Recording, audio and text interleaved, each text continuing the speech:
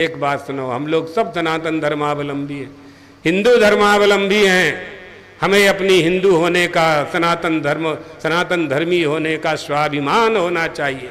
अगर हमें अपनी रक्षा करना है, अपने देश जाति धर्म की रक्षा करना है, तो उसका स्वाभिमान हमारे अंदर जागृत होना चाहिए।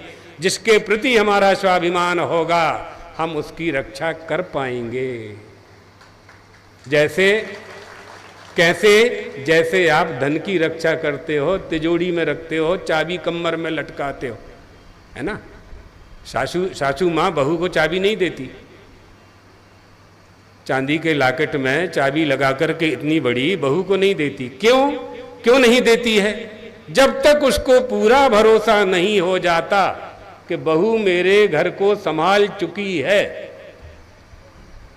हो गई है, मेरी हो गई है, मेरे बेटे की हो गई है, तब चाबी देती है। परमात्मा कब आशीर्वाद देता है? शक्रदेवो बिल्कुल शरणागत हो चुका है, शरणागत हो गया।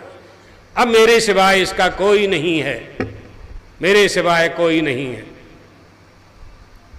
फिर भगवान रक्षा करते हैं। जब तक जिन जिन पर आप भरोसा करते हैं, भगवान कहते हैं उनकी परीक्षा कर लो तुम। जब कोई तुम्हारी सहायता न करे तब मैं आऊँगा। उसके पहले तो तुमने जिन पर भरोसा किया है उनको देख तो लो, वो तुम्हारा साथ देते हैं कि नहीं देते। इन बातों को समझना चाहिए। और धर्म का पालन, हमारे शरीर के प्रत्येक अंग से धर्म का पालन होना चाहिए, प्रत्येक क्रिया से धर्म का पालन होना चाहिए। माता पिता और गुरु परंपरा, इसका अनुपालन करके जीवन व्यतीत करना चाहिए। छोटी मोटी प्रसिद्धि के लिए अपना धर्म त्याग नहीं करना चाहिए और अपनी परंपरा का त्याग नहीं करना चाहिए। एनाश्चो पितरो याता एन याता पितामह। पूर्वजों की परंपरा क्या है हमारी, उसका पालन करना ही हमारा पहला धर्म है। यही सनातन है। एस धर्म सनातना, यही सनातन धर्म है, शाश्वत धर्म है हमारा।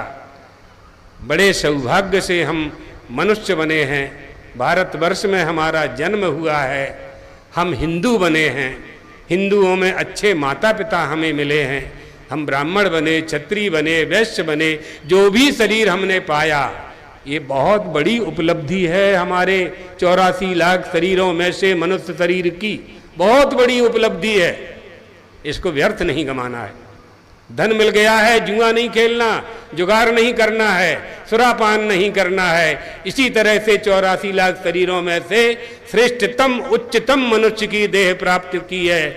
इसको व्यर्थ नहीं गंवाना है, नदी नाले में नहीं डालना है, एक कचड़े में डालने वाला शरीर नहीं है। दुर्लभो मानसो देहो, बहुत दुर्लभ है, बहुत ही दुर्लभ है। आप नहीं जानते कैसे प्राप्त हुआ है, कैसे प्राप्त हुआ है।